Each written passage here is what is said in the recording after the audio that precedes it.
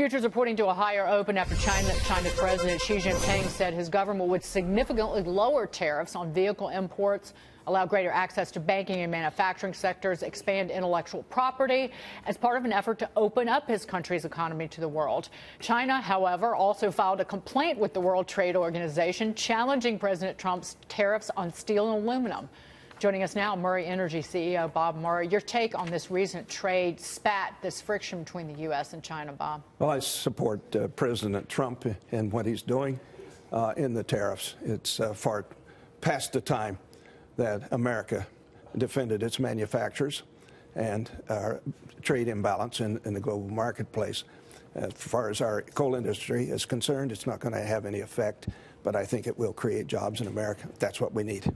Do you take any issue with the way that the back and forth on trade with the original steel and aluminum tariffs, how it was handled, how it was rolled out, or even messaged to American businesses and consumers? I think the transition could have been a little smoother, Dagan. Perhaps if the president had done it over again, maybe he would have rolled it out differently. But you see, that's his way. He lays out what he's going to do, scares the opponent, and then backs off a bit. And that's his way to negotiate. I like it. I think he's great. Do you negotiate that way, Bob? I do. And he is an absolute wonderful president. And he is for the working people. He must have got to know the bricklayers, the plumbers, when he was building these buildings here in New York, because he deeply cares about working people. He's demonstrated that with my coal miners.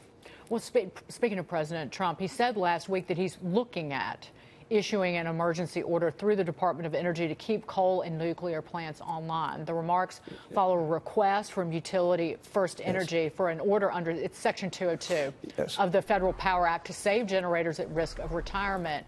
Energy Secretary Rick Perry is now voicing doubts about the request, which free market advocates have criticized, saying it's not the government's job to bail out companies. What is your reaction to that? It is not a bailout at all. The pricing mechanisms in the electric power grid work against nuclear power and coal-fired generation. There needs to be balance in the grid. Windmills, solar panels get a 30% production tax credit. We need to get the government out of the grid, not into the grid. They proposed on September 28th to the Federal Energy Regulatory Commission, the President and Secretary Trump, to deal with this. The FERC members didn't do their jobs and kicked the can down the road. Now we have a crisis with all these nuclear plants. There's been 531 coal-fired plants closed. That's 59,000 megawatts. There's another 20,000 megawatts to be closed in the next 5 years. This is a crisis. During this bomb cyclone that you just had here in New York, natural gas prices went up to $150 from $3. 2 million people went without electricity, and 22 people died. We have a crisis in this country of unreliable, low-cost generation, and it needs to be dealt with. They tried to get FERC to do it.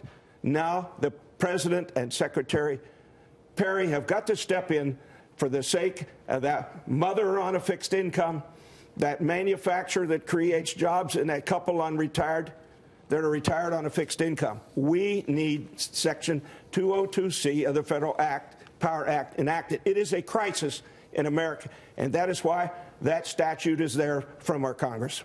Have you talked to President Trump recently? I have. And? It's very much for it. So you think it'll happen? I think it'll happen. It has to happen because that bomb cyclone was just 8 days of a cold snap. Right. And the power grid nearly collapsed. And the opponents of coal and nuclear power, natural gas, when they called on natural gas, the pipelines were froze.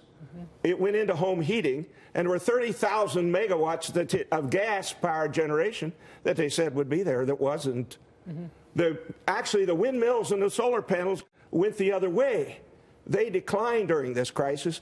Coal stepped up and produced 84% of the power in this area of the country between December 28th and January 8th. We need coal. We need nuclear, and that is what they're trying to address. to keep a reliable, resilient electric power grid.